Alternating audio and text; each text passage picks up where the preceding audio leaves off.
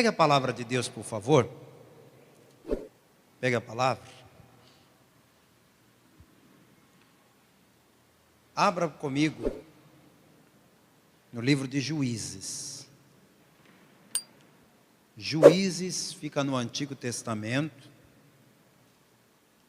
E eu vou ler no capítulo e versículo 6. Juízes capítulo 6, versículo 6. Juízes 6, 6. Localize aí. Juízes é o 7º livro das Escrituras. Diz assim a palavra de Deus, vamos lá? Assim, Israel empobreceu muito pela presença dos midianitas. Então, os filhos de Israel clamaram ao Senhor. Vou ler novamente, preste atenção. Assim, Israel empobreceu muito pela presença dos midianitas. Então, os filhos de Israel clamaram ao Senhor. Eu leio pela terceira vez e você que está aqui comigo, repita em seguida. Você que está assistindo de casa, repita também. Diz assim, vamos lá? Eu falo e você repete. Assim, ficou fraco, vamos melhorar? Assim, Israel empobreceu muito pela presença dos midianitas.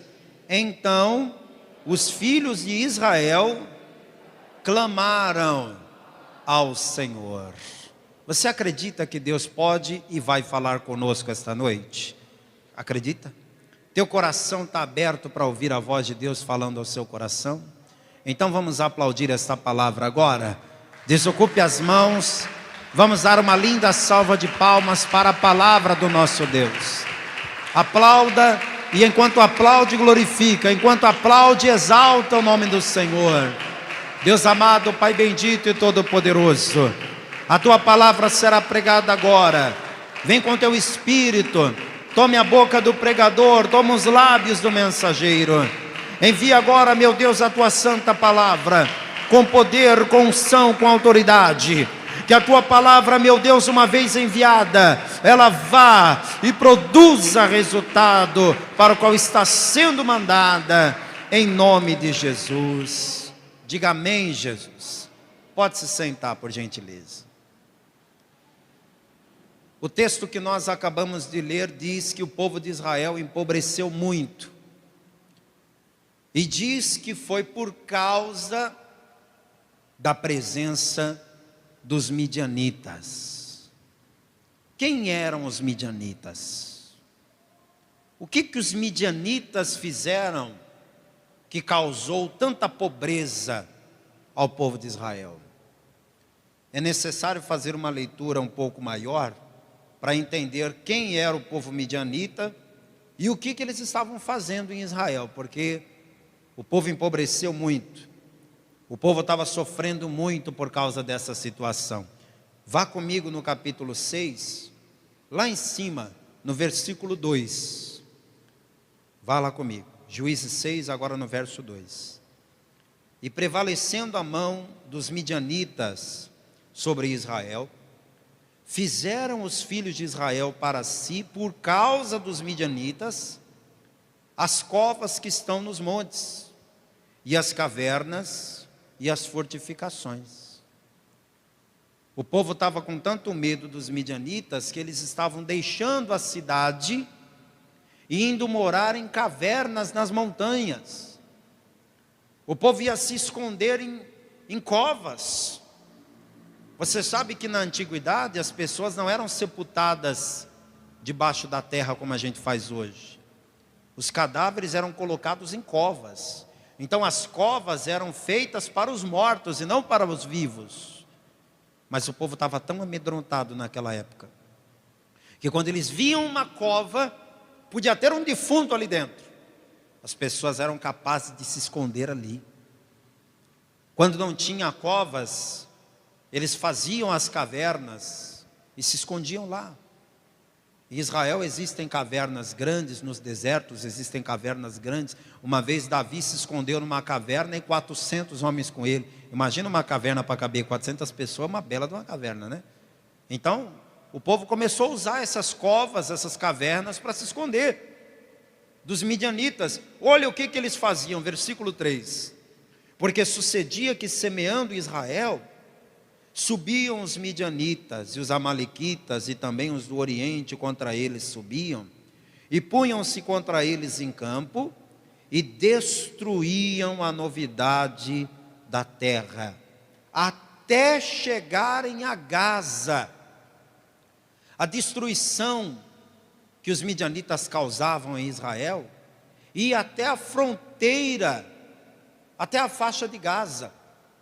Então, todo o território de Israel estava prejudicado, não era só uma cidade, não era só uma região de Israel, era todo o Israel sendo atacado de uma só vez por um inimigo em comum.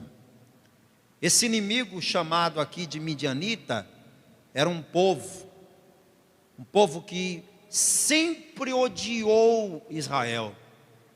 É um dos mais antigos inimigos de Israel, são esses midianitas. E os midianitas vieram dessa vez acompanhados dos amalequitas, que era outro povo que também não gostava de Israel, e os do Oriente. Quando fala dos os povos do Oriente, está falando dos árabes. E você sabe que os árabes são quem hoje? Os palestinos, né? Até hoje essa guerra continua, até hoje. Então, de uma só vez vieram os midianitas, os amalequitas e os árabes, todos eles contra Israel. E o versículo 4 diz, na parte B: e não deixavam mantimento em Israel, nem ovelhas, nem bois, nem jumentos. O ataque era estratégico. Os midianitas, eles não matavam ninguém.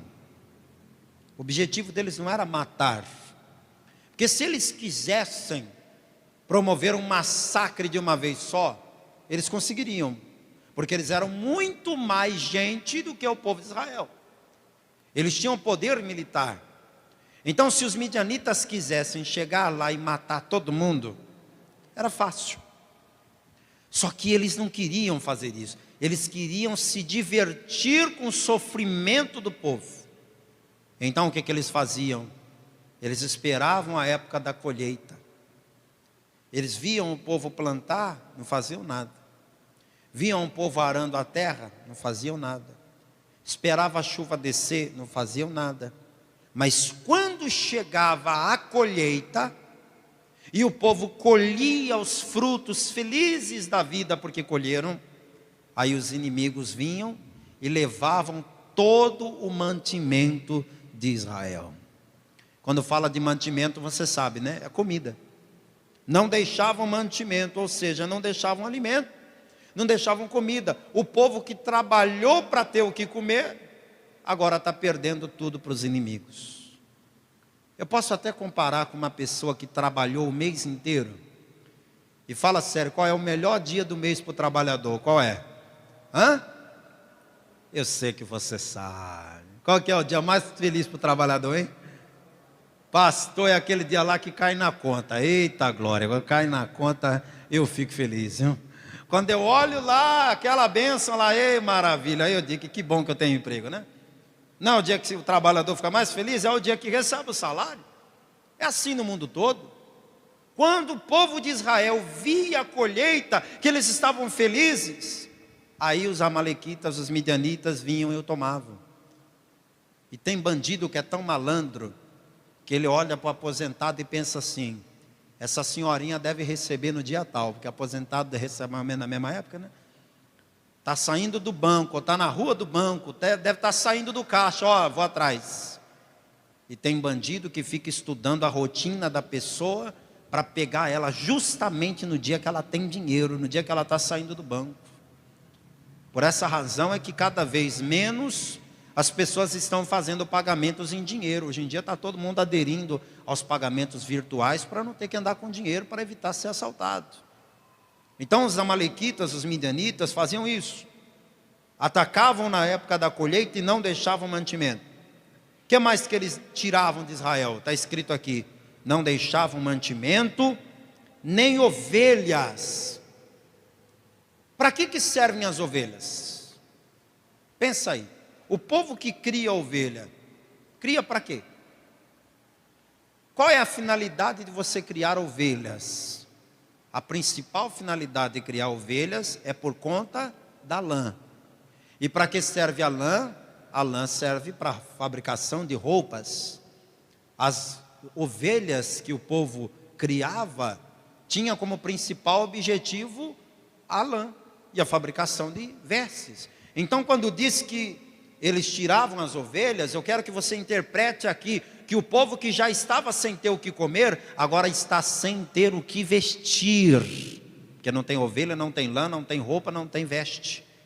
O que mais que eles tiravam do povo de acordo com o verso 4? Nem bois. Não deixavam nem mantimento, nem ovelhas, nem bois. Para aquela geração que era totalmente voltada para a economia agrícola, qual era a importância do boi? Todo mundo tinha um boi em casa. Geralmente 2. Porque quando um ficava velho e morria, já tinha um outro para puxar o arado no lugar. O que o boi daquela época fazia? Era o trator de hoje. Hoje as fazendas aram a terra tudo com máquinas, com tratores, mas naquela época era tudo com carro de boi, era boi puxando o arado o tempo todo. Então, se não tinha boi, não tinha como puxar o arado, não tinha como trabalhar. O povo perdeu a comida para comer, o povo perdeu a roupa que vestia e o povo perdeu o trabalho. E está escrito aqui no final do verso 4 que nem jumentos eles deixavam. O que o jumento servia naquela época? Era o transporte do povo. Quem morava na roça e tinha que fazer compras na cidade e depois voltar para a roça levando as compras, ia e voltava de quê? De jumento. O jumento era o meio de transporte, não só de carga como de pessoas. Se diz que não tinha nem jumentos mais, quer dizer que o povo estava sem transporte. Então vai fazendo as contas aí. Os midianitas vinham na época da colheita, na época que era para o povo prosperar, e tiravam mantimento, ovelhas, bois, jumentos, comida, vestimento, alimento, transporte, trabalho. Ouvindo essa história que eu estou te contando, isso não te faz pensar um pouquinho no que nós estamos vivendo hoje? Porque diz o verso 6 que o povo de Israel empobreceu muito pela presença dos midianitas. Volte a atenção aqui para o verso 6, olha. Assim Israel empobreceu muito pela presença dos midianitas. Eu poderia até fazer uma comparação desse versículo 6 com os nossos dias. É como se eu pudesse ler aqui: assim o Brasil empobreceu muito por conta da pandemia. Você concorda comigo? Quem concorda, levanta a mão. Você não acha que o Brasil empobreceu muito por causa da pandemia?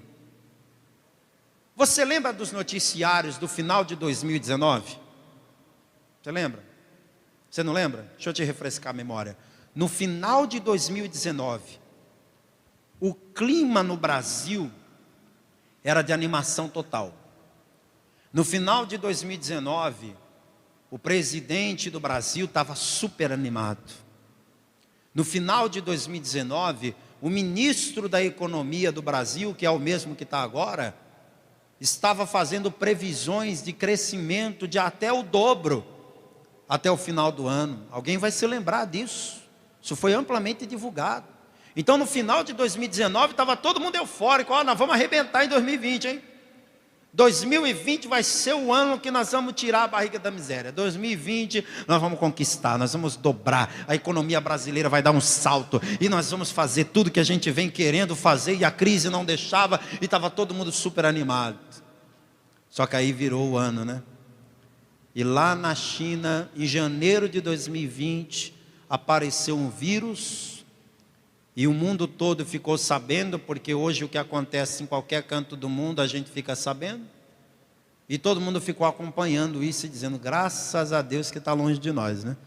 Ainda bem que a China é bem longe daqui, viu? Ó, ninguém vai para a China, pelo amor de Deus, né? Só que não adiantou nada. O que começou na China em janeiro, foi se intensificando por lá, tomou o país todo, de repente tomou a Europa, de repente chegou na América, e no mês de março,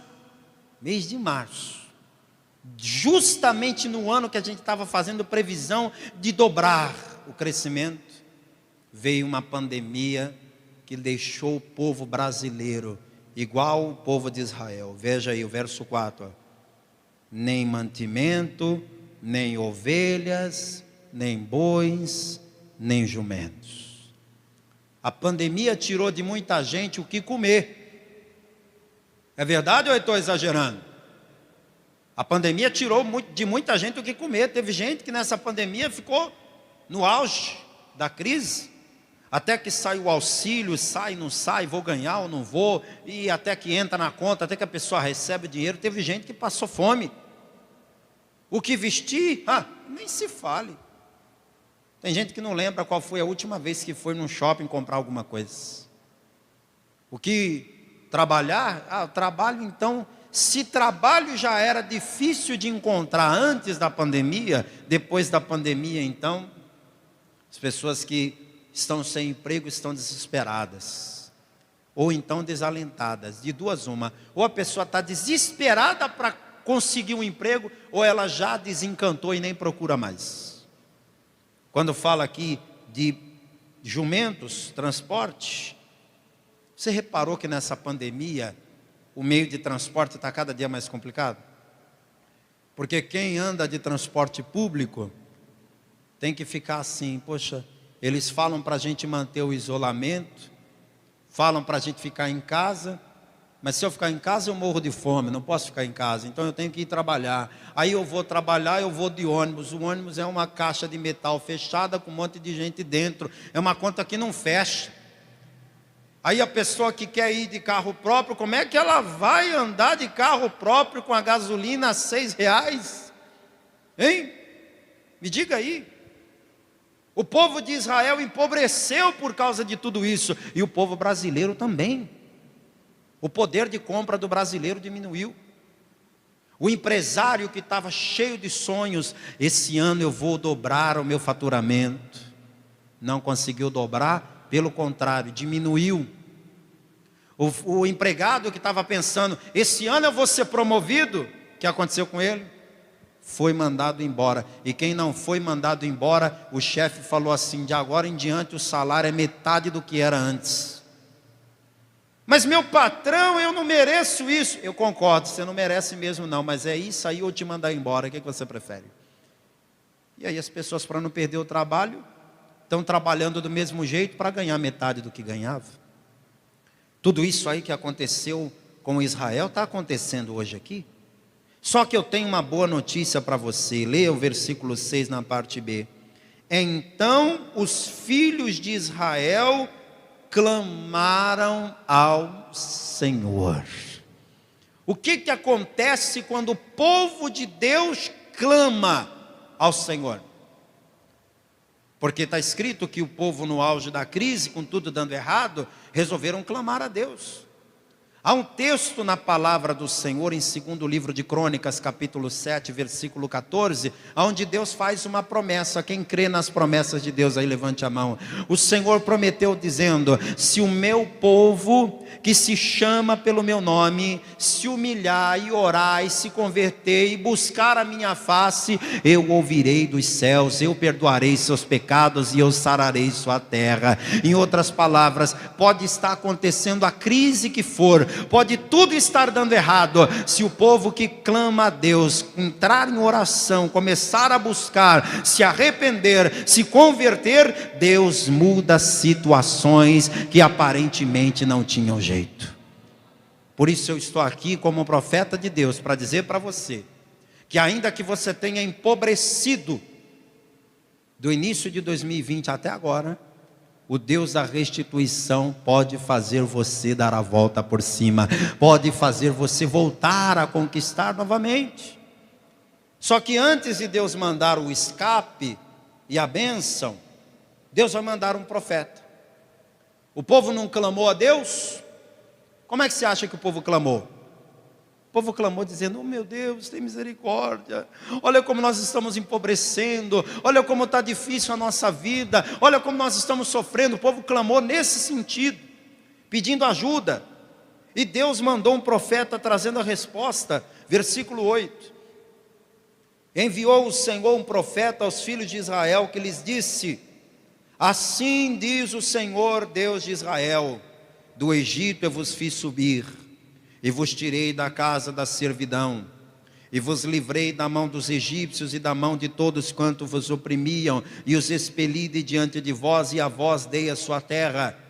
E vos disse: eu sou o Senhor vosso Deus, não temais aos deuses dos amorreus em cuja terra habitais, mas não destes ouvidos à minha voz. Eu quero que você ouça bem o que eu vou lhe dizer. Quando tudo estiver dando errado, quando você clamar por socorro, Deus vai enviar o socorro. Mas antes de enviar a bênção, antes de enviar o socorro, antes de enviar a resposta, Deus vai enviar um profeta. Em tempos de crise, em tempos de desespero, antes de enviar a bênção, Deus envia um profeta. O povo estava desesperado: Senhor, socorre-nos, olha o que nós estamos sofrendo. Ao invés de Deus ir lá e destruir os inimigos de Israel, resolveria o problema, sim ou não? Resolveria. Era só Deus mandar um raio assim no meio do arraial dos midianitas, e quem não morresse naquele raio, ia sair desesperado, né? Só que Deus não fez isso. Deus mandou um profeta. E o que o profeta falou para o povo? Eu vim aqui para dizer para vocês por que vocês estão nessa miséria. Eu vim aqui para dizer para vocês por que vocês estão vivendo nesta crise. Sabe o que o profeta disse para o povo? Deus mandou eu dizer para vocês que Ele tirou vocês do Egito, onde vocês eram escravos. Ele fez isso com mão forte, com braço estendido. Ele sustentou vocês no deserto. Ele tirou 7 nações poderosas que habitavam em Canaã e deu a terra deles para vocês. Ele colocou vocês numa terra maravilhosa que mana leite e mel. Deus deu tudo o que vocês queriam e Ele só pediu uma coisa em troca: não sirvam os deuses dos cananeus. Não adorem outros deuses. Foi só o que Deus pediu. E o que vocês fizeram? Justamente o que Deus tinha dito que não era para fazer. Se você for ler a história de Israel, você vai ver que foi isso. Justamente o que Deus falou, não faça, o povo fez. Chegou em Canaã, começaram a ver os ídolos, foram se encantando com a cultura do povo. Daqui a pouco estava imitando as obras dos cananeus. Então Deus está punindo o povo com essa crise. Você pode até ficar com raiva de mim por conta do que eu vou dizer aqui, mas entre desagradar você que está ouvindo e Deus que está mandando eu falar, eu prefiro desagradar você. Vou lhe falar uma verdade aqui. Esta pandemia veio com a permissão de Deus, porque nada acontece sem que Deus permita. E por que Deus permitiria que algo tão ruim acontecesse? Por que Deus permitiria que tanta gente se perdesse, que tanta miséria acontecesse no mundo, que uma crise tão terrível acontecesse? Gente, Deus está chamando a atenção da humanidade para muitas coisas. A primeira delas, Deus está chamando a atenção da humanidade para o afastamento do povo em relação a Deus. As pessoas estavam cada vez mais distantes de Deus. Cada um procurando a sua própria vida, o seu bem-estar. Ninguém se preocupava mais em buscar a Deus. Então Deus decidiu: vocês não têm tempo para mim, é? Esquenta a cabeça não, que eu vou arrumar um tempo para vocês. Aí veio a quarentena, lembra da quarentena? Agora que a gente está tirando o cheiro de mofo, né? Porque até um pouco tempo atrás estava todo mundo cheirando a mofo, de tanto ficar em casa, né? Uma quarentena que era para ser quarentena, mas virou uma centena, porque a gente ficou uns 100 dias de isolamento no ano passado. Imagina! Aí quem não tinha tempo, teve que arrumar tempo. As pessoas que estavam vivendo indiferentes uma das outras. Quantas vezes a gente tinha oportunidade de beijar, abraçar, demonstrar afeto. Aí a gente não fez isso, Deus foi lá e deu um castigo. Hoje não pode abraçar, não pode beijar, não pode fazer mais nada. Tem que ficar afastado. Às vezes a gente não dava valor ao que tínhamos. E agora a gente começou a dar valor, porque até aquilo que você tinha, achava que não era bom, hoje você tem saudade. Então a pandemia veio para ensinar. Muita gente que já vivia escondido atrás de uma máscara, espiritualmente falando, muitos de nós estamos vivendo com máscaras. Hoje nós estamos obrigados a usar máscara mesmo. Muita gente que quando a igreja podia funcionar livremente e podia aglomerar muita gente na igreja, a pessoa estava em casa e não vinha para a igreja. Aí agora proibiram, né?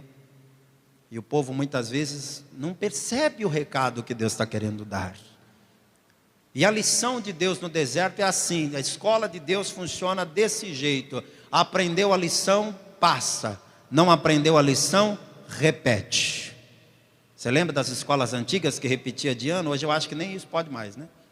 Mas antigamente era assim, aprendeu, passa. Não aprendeu, repete. Na escola de Deus é assim. Se você aprendeu a lição, vai, passa, continua. Se não aprendeu, repete. E aí veio 2021 e parece que a coisa está se repetindo. Porque muita gente ainda não aprendeu a lição. E você já aprendeu a lição ou vai precisar repetir? O povo clamou ao Senhor, Deus deu uma bronca através do profeta. O povo se arrependeu e aí Deus levantou um libertador. Dá um glória a Deus aí, gente. Deus vai levantar um libertador. Eu não vou contar a história toda, porque se eu contar essa história em detalhes para você, eu vou fazer uma pregação de 2h30. E eu não estou podendo fazer essa pregação hoje. Sei que você está super afim de me ouvir pregar 2h30. Será? Né? Mas eu vou deixar você ler em casa, tá bom? Você lê em casa o capítulo 6 todinho, o capítulo 7 inteirinho, que tudo isso aqui tem a ver com a pregação que eu estou fazendo hoje. Mas o que eu quero te mostrar é que Deus levantou um homem. O nome desse homem foi Gideão. E através de um homem chamado Gideão, Deus vai liberar 7 milagres que vão abençoar toda a nação de Israel. Eu vou pedir para pôr aqui na tela para ficar mais fácil para você memorizar esses 7 milagres, essas 7 bênçãos que Deus vai liberar para o povo de Israel através de Gideão. Primeiro milagre, já põe aqui na tela para mim o primeiro milagre. Através de Gideão, Deus fez 7 bênçãos acontecerem. Está no ponto aí? Pode pôr. Primeiro, Deus vai eliminar o espírito de pobreza. O que foi que eu li lá em Juízes 6:6? Assim Israel empobreceu muito pela presença dos midianitas. Quando fala de pobreza, você lembra que pobreza é o contrário de riqueza. E pobreza e riqueza é uma condição social. O que é a riqueza? É a pessoa que tem muito. E o que é a pobreza? É a pessoa que não tem pouco, que tem pouco ou nada. Só que eu quero que você abra a sua visão e comece a entender que pobreza é mais do que uma condição social. Pobreza é um espírito. E não é um espírito benigno, é sim um espírito maligno. A pobreza não é bênção, a pobreza é uma maldição. A pobreza é como uma jaula que te colocaram ali dentro e que você se debate e tenta sair, mas não consegue. Prova disso é que ninguém é pobre por escolha. Alguém é pobre por opção? Não, eu sou pobre porque eu acho legal ser pobre, eu achei mal barato, eu gosto de ser pobre. Conhece alguém assim? Não tem. Ninguém é pobre porque quer ser pobre. A pessoa diz assim: a maior tristeza da minha vida é ser pobre. Ah, como eu queria ser diferente. Ah, como eu queria que a minha vida fosse outra. Ninguém é pobre porque quer. Você está preso numa jaula que te colocaram. E se você pudesse se livrar da pobreza, quem gostaria? Levanta a mão. Se pudesse se livrar hoje da pobreza. Oh, maravilha, é o que eu mais quero, né? O que eu mais quero, o que você mais quer. Só que a pobreza é um espírito que passa de geração a geração. As pessoas que vivem na pobreza geralmente dizem assim, e talvez seja isso um acalanto para a própria alma. A pessoa diz: eu sou pobre, mas não sou o único não. O meu pai também era pobre. Hoje eu sou pobre, mas eu me lembro que quando eu era criança, o meu pai também era pobre. E o meu pai não tinha condição disso ou disso, daquilo, e todo mundo tem lembranças desse sentido. Uma ou outra pessoa que tem uma história diferente, mas a grande maioria diz isso. E alguns vão dizer além: olha, eu sou pobre hoje, o meu pai era pobre, o meu avô também era pobre. Lá na roça, lá no interior, sei lá onde. Alguns vão dizer mais: pastor, na minha família eu sou pobre, o meu pai era pobre, o meu avô era pobre, o meu bisavô era pobre. A pobreza vem passando de geração em geração. Como é que estava acontecendo na época do Gideão? Exatamente isso. A pobreza se perpetuando, a miséria se perpetuando. Mas eu quero que você receba essa palavra na sua vida. Deus vai eliminar o espírito da pobreza da sua vida através de você. A partir de hoje vai começar um novo tempo na sua vida e na sua família. Se você recebe, pode aplaudir o Senhor e a sua palavra. Deus tem poder de eliminar a pobreza. Pastor, o senhor está inventando isso aí, isso não está na Bíblia. Então veja comigo um pouquinho à frente. 1 Samuel capítulo 2. Se você acha que Deus não está ligando para a tua pobreza, porque Deus é rico. Deus é rico, então não está preocupado com a tua pobreza. Você precisa conhecer mais sobre Deus. Ele te ama muito. Ele quer o teu bem. Quando Deus vê a gente na pobreza, na miséria, no sofrimento, Deus não fica satisfeito.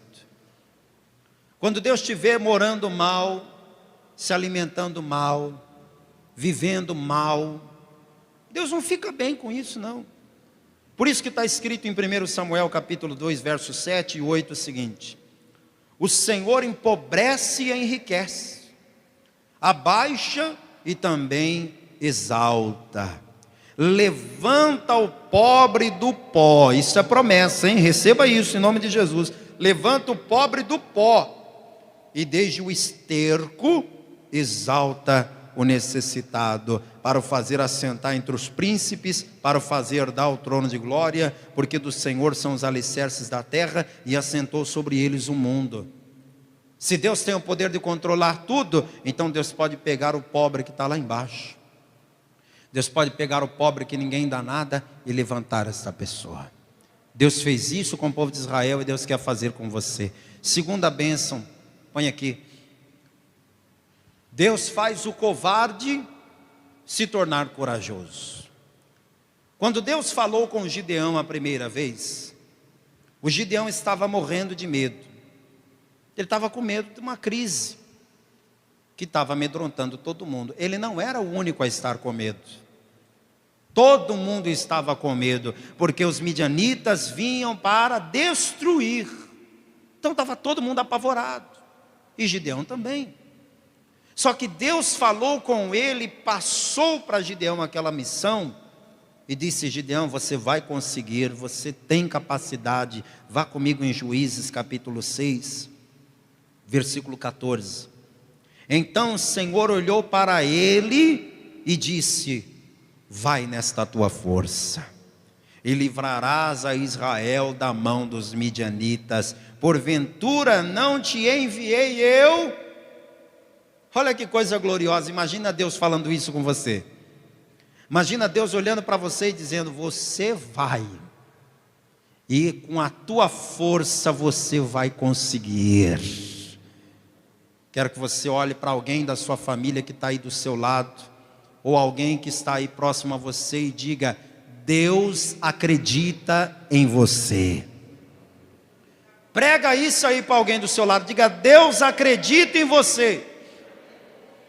Quando o mundo inteiro disser que você não é capaz, Deus vai dizer: você é capaz porque eu sou contigo. Vai nesta tua força porque você vai conseguir. E tem mais. Quando você olhar no espelho e disser: eu não dou conta. Quando você olhar no espelho e disser: eu não sou nada, eu não sou ninguém, eu não sou capaz, lá dentro de você o Espírito Santo vai dizer: você é forte e corajoso. Não, Senhor, não, eu sou um medroso. Não, Gideão, você não é um medroso, você é corajoso. O Espírito Santo encorajou Gideão, viu? E deu trabalho, viu? Oh, mas como deu trabalho, até o Gideão pegar no tranco, eu devo levar uns 3 empurrões aqui, mas teve uma hora que ele engatou. Eu não sei quanto tempo vai levar para você começar a crer. Tomara que seja até o final desse culto, que você já esteja crendo, porque Deus faz isso aqui, ó. Deus faz o covarde se tornar corajoso. Tem gente aqui que tem projetos de vida lindos, tem gente aqui que tem planos audaciosos. Sabe por que você nunca fez o que planeja? Porque te faltava coragem. Só que Deus vai te dar esta coragem, e no meio da crise você vai fazer coisas que nunca imaginou que fosse fazer. E haverá até pessoas que vão olhar para dizer para você e vão dizer assim: você tem coragem? Você vai abrir um negócio próprio nessa crise? Você vai se meter nessa área? Olha, você vai pedir conta do trabalho para fazer isso? Meu Deus, você tem essa coragem? Essa coragem não vem da gente, é o Espírito Santo que coloca dentro de nós. Deus faz o covarde se tornar corajoso. Terceiro, Deus faz o menor se tornar o maior. Olha o que o Gideão falou dele mesmo. Não eram os outros que falavam dele isso, não, era ele mesmo que dizia. Versículo 15. E ele lhe disse: ai, Senhor meu. Ele estava mal mesmo. Você pode reparar que todas as frases de Gideão começam com: ai, Senhor meu. Ele estava abalado emocionalmente. Tudo dele é: ai, Senhor. Ai, ai, ai, o tempo todo. Ai, Senhor meu, com o que livrarei a Israel? Eis que a minha família é a mais pobre em Manassés, e eu o menor na casa de meu pai. Ele falou: o Senhor não vai poder me usar. Eu não sirvo para aquilo que o Senhor está querendo, porque eu sou o menor. Eu sou o menor. Eu quero falar para você que se sente pequeno, que se sente o menor, que se sente insignificante. Eu quero que você se alegre com o que eu tenho para te dizer. Deus tem uma predileção pelos menores. Quem entendeu o que eu disse aqui? Deus tem um negócio com os menores. Se Deus tiver que escolher um pequeno e um grande, quem que você acha que Deus escolhe? O pequeno. Se Deus tiver que honrar alguém, um pequeno e um grande, quem que Deus honra? O pequeno. Deus, ele tem uma coisa com os pequenos, com os menores. Sabe por quê? Porque o grande muitas vezes já está com seu coração ensoberbecido. Se Deus honrar quem já é grande, aquela pessoa vai dizer: eu fiz, eu conquistei, eu realizei, porque eu sou inteligente, porque eu sou capaz. O pequeno não. Quando Deus levanta o pequeno, ele só consegue dizer uma coisa: foi o meu Senhor. Foi Deus quem me levantou, foi Deus quem me honrou, foi Deus quem fez isso. Eu não tinha nenhuma condição de chegar aqui. Quem era eu para viver o que eu estou vivendo? Foi o meu Deus. Então Deus vai escolher o menor, e do menor Deus vai fazer o maior. A história de Gideão não é um fato isolado, não. A história de Davi também é muito semelhante. Davi também não era o menor da casa do pai dele. Davi era aquele filho que o pai não lembra o nome. Você já viu famílias assim? Que tem tanto filho que até chegar o teu nome a tua mãe já esqueceu. Como é? Chama lá o... rapaz, eu sei que é isso, eu sou o sexto. Até chegar no meu nome, a minha mãe já esqueceu já os nomes. Ô fulano, ciclano, vem você aí mesmo aí, pronto. Davi era o menor da casa do pai dele. O pai dele mandou chamar os primeiros, depois os outros, depois os outros. Aí quando Samuel falou, você tem certeza que é só esses? Aí ele falou, ainda falta o Davi. Não, ele não falou o nome Davi não. Ele falou, ainda falta o menor. Custava falar o nome do garoto, mas nem o nome ele falava. Ainda falta o menor. Mas sabe o que Deus fez? Deus falou assim, é o menor que eu vou levantar. Você talvez seja o menor na área que você atua. Lá no mercado de trabalho você é o menor. Lá na empresa que você trabalha você é o menor. Entre os teus concorrentes você é o menor. Mas é o menor que Deus vai levantar. Volta comigo aqui para as bênçãos. Olha, quarta. Deus faz a família mais pobre se tornar a mais rica. No mesmo versículo que Gideão disse que era o menor, ele fala da família dele. Veja aqui, ó, verso 15. Eis que a minha família é a mais pobre em Manassés. É o que eu te falei, a pobreza é hereditária, passa de pai para filho. Gideão está dizendo, a minha família é a menor, é a mais pobre. Na minha família, Senhor, não tem ninguém que se deu bem na vida. Na minha família é todo mundo miserável. Na minha família, todo mundo sem sucesso, todo mundo envergonhado. O Senhor não vai querer honrar a minha família. Foi essa a conversa de Gideão com Deus. O Senhor não vai me abençoar porque a minha família é a mais pobre.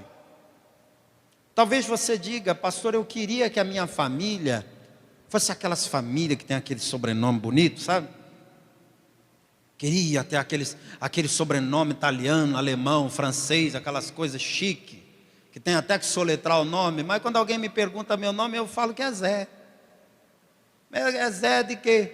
É Zé, é um Zé qualquer. Quando alguém me pergunta meu nome, eu falo, eu sou a Maria. Que Maria? Qualquer uma aí, bota aí Maria. Tanto faz. Eu sou o João, eu não sei qual é o teu nome. Talvez para a sociedade, a sua família seja menor, seja mais pobre. Só que nós servimos um Deus que muda circunstâncias. Se prepara para Deus mudar a tua circunstância, pegar a tua família mais pobre e fazê-la mais rica. Deus pode fazer isso, sim ou não? Depois que Gideão se tornou um herói nacional, você vai ler o capítulo 6 em casa, você vai ler o capítulo 7 em casa, você vai entender tudo. Depois que Gideão se tornou um herói nacional, gente, a família dele virou a família mais importante de Israel. Se o pai de Gideão fosse em qualquer lugar, todo mundo dizia, o pai do Gideão, oh meu senhor, que honra, vem cá, senta aqui, o senhor quer um cafezinho, o senhor quer isso, aquilo? Quem que é aquele ali? É o irmão do Gideão, é a mãe, é o tio. Todos os parentes do Gideão foram abençoados. O que Deus vai fazer na sua vida vai ser tão grande, que vai servir também para abençoar todos da sua família, em nome de Jesus. Eu não sei se você tem um coração abençoador. Quem sabe do seu coração é Deus. Mas Deus vai te dar condição de pagar a faculdade para sobrinho. Você crê? Vai tomando posse aí. Tem um sobrinho lá que quer fazer medicina, não tem quem paga. Você vai dizer para ele, ó, estuda, hein? Estuda, hein? Que eu vou pagar a tua faculdade. Recebe isso aí em nome de Jesus? Já pensou Deus te abençoando nesse sentido? Você montar uma empresa e você dizer, ô tia, tem algum primo desempregado aí? Manda trazer um currículo aqui e começar amanhã. Deus vai te dar essa condição de empregar gente da sua família. Deus vai te dar a condição de chegar para os teus pais idosos e dizer, ô mãe, ô pai, eu sei que vocês gostam de uma roça, Eu queria comprar uma chácara para vocês lá no interior, colocar lá, vocês criar galinha, ficar lá. Ah, meu filho, mas minha aposentadoria não dá para nada. Mãe, Deus me abençoou e eu quero te abençoar. Deus vai fazer isso com você, para sua família ser abençoada com a bênção que Deus está te dando. Veja mais o que Deus fez através de Gideão em Israel. Quinto, Deus faz um homem produzir por 1000 homens.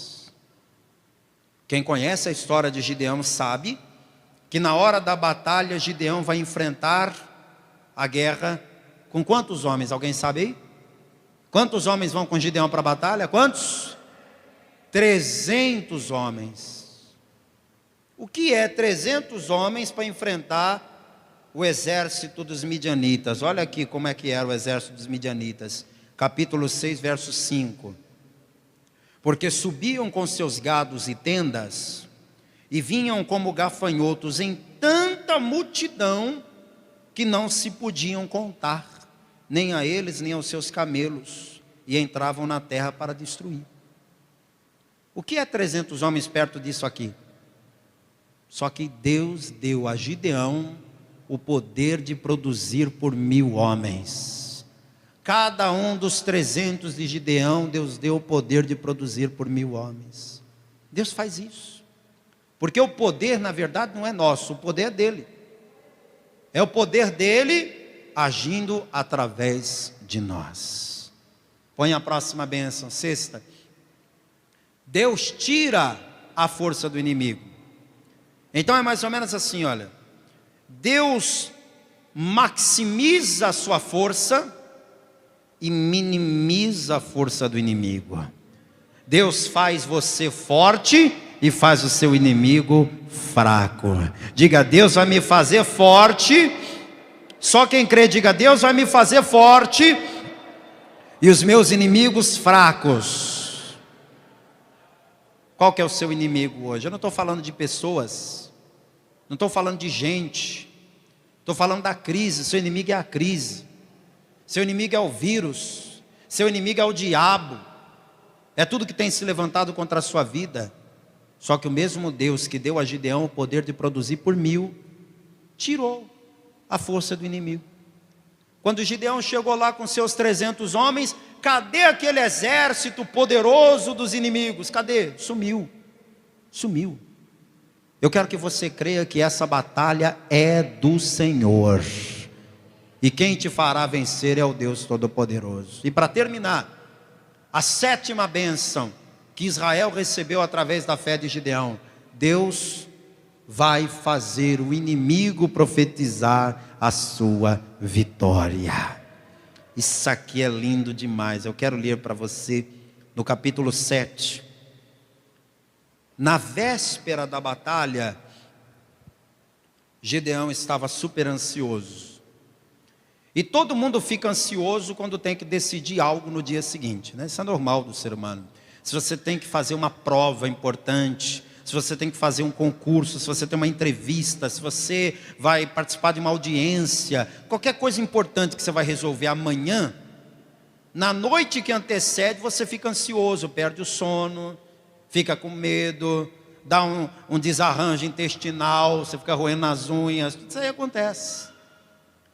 E porque Gideão era um herói da fé, você acha que não aconteceu com ele? Na véspera da batalha, Gideão estava super ansioso, pensando assim: eu só tenho 300 homens, e os inimigos são muitos, como é que eu vou vencer, meu Deus?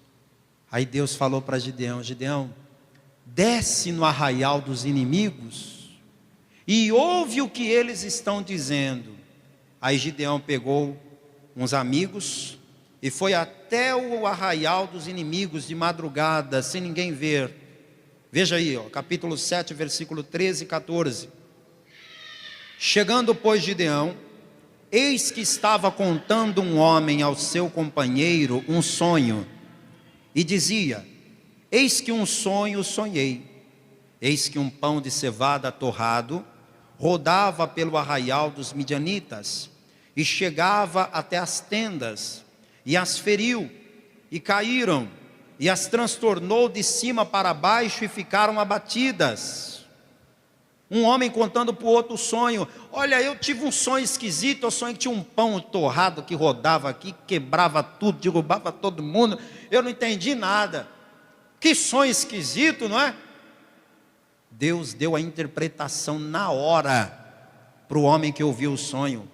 E ele respondeu no verso 14. E respondeu o seu companheiro e disse: não é isto outra coisa, senão a espada de Gideão, filho de Joás, varão israelita. Deus tem dado, ei, atenção para o tempo do verbo. Não está escrito, Deus dará, como se fosse uma coisa que vai acontecer no futuro. Ele está dizendo, Deus tem dado na sua mão aos midianitas e a todo este arraial. Abra a tua mão aí agora, solta a Bíblia um pouquinho, abra a tua mão. Deus tem dado na tua mão a bênção que você está esperando. Deus tem dado na tua mão grandes vitórias, grandes conquistas, grandes bênçãos. Imagina Gideão, abaixado ali, ó, a tenda, os homens conversando dentro da tenda, e o Gideão aqui, ó, ouvindo o papo, né? E um falando para o outro, isso aí é Gideão, rapaz. Deus já deu essa cidade na mão dele. Os nossos inimigos, ó, o nosso povo já está na mão do Gideão. Essa vitória já é dele. Sabe o que isso significa? Até quem não gosta de você, não vai com a tua cara, tem inveja de você, vai ter que reconhecer que Deus é com você e que Deus vai te fazer vencer apesar da crise. Até quem não gosta de você vai profetizar a sua vitória. Diga, eu creio. Até aquele vendedor que morre de inveja de você vai ter que dizer, estou vendo que esse mês o fulano vai bater a meta de novo. Até ele vai ter que dizer. Até quem tem inveja de você vai dizer, olha, se o fulano continuar desse jeito, daqui a pouco está em primeiro lugar.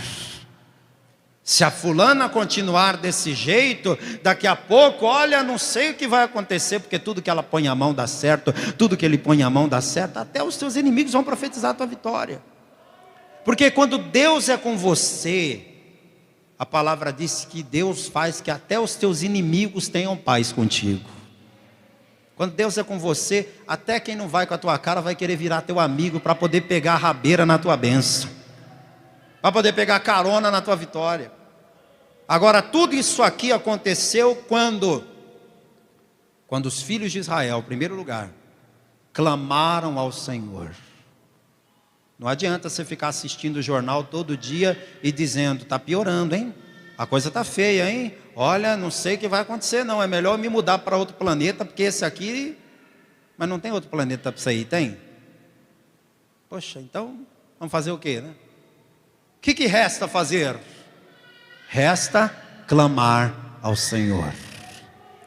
Só que quando você clamar ao Senhor, o que Deus vai fazer? Deus vai mandar a bênção logo de cara? Não. Deus manda um profeta dizendo o que você tem que fazer. E se você ouve o que o profeta diz e ignora, não vem a bênção. O problema de muita gente é esse.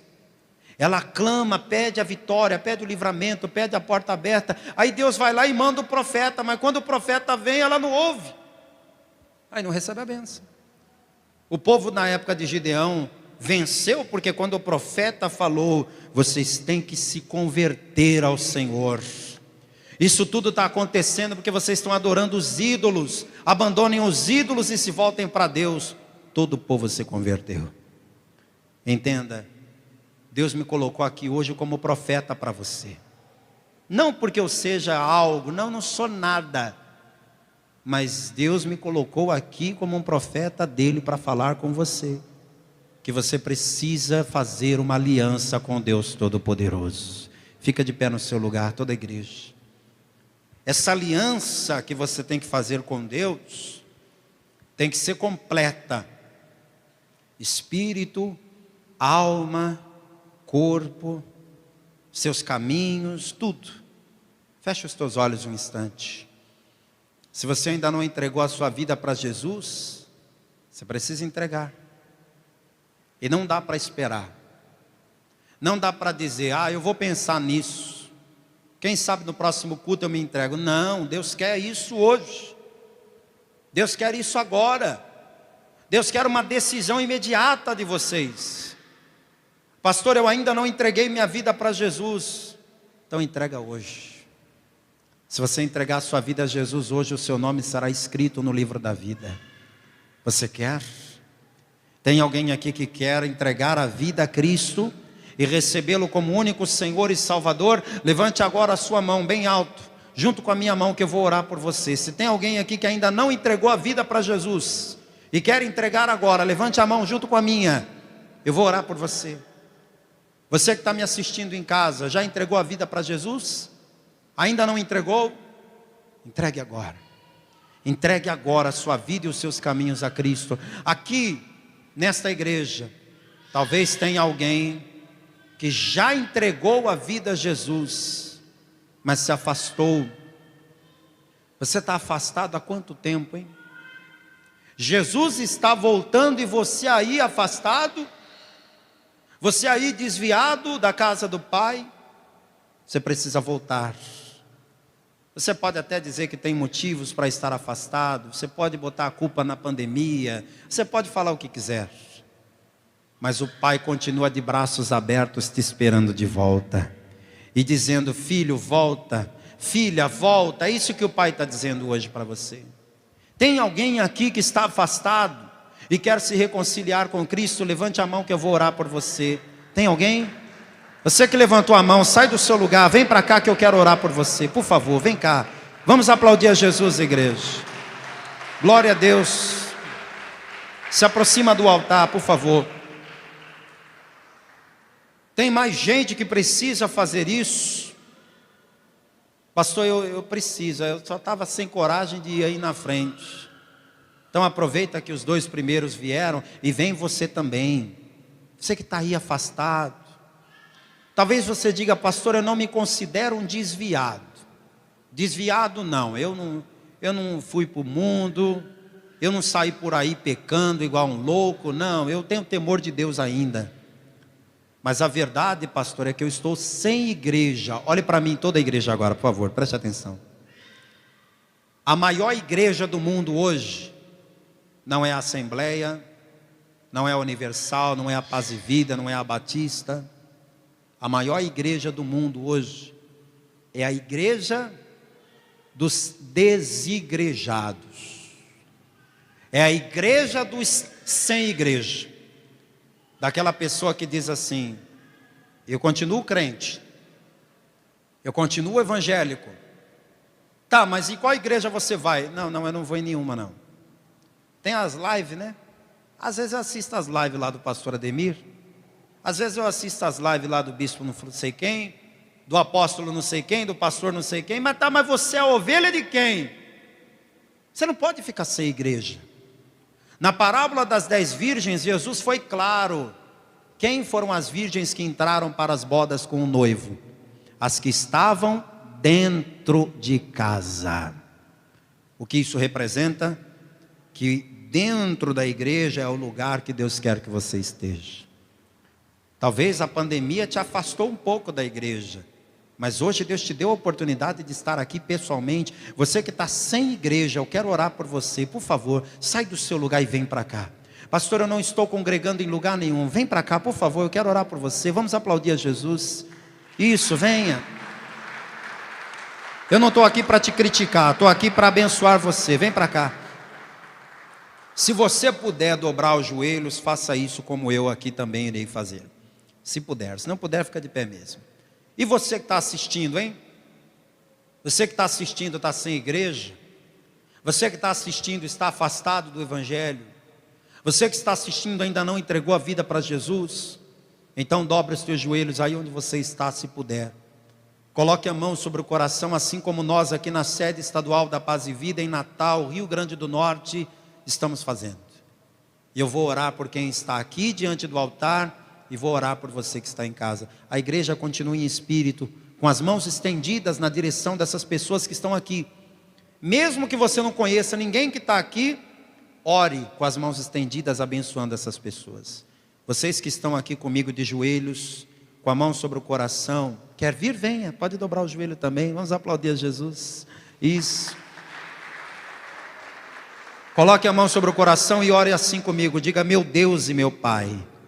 Só vocês que estão de joelhos e você que está em casa, diga: meu Deus e meu Pai, neste momento eu me prostro diante da Tua presença e reconheço que não posso viver nem mais um minuto longe da Tua presença.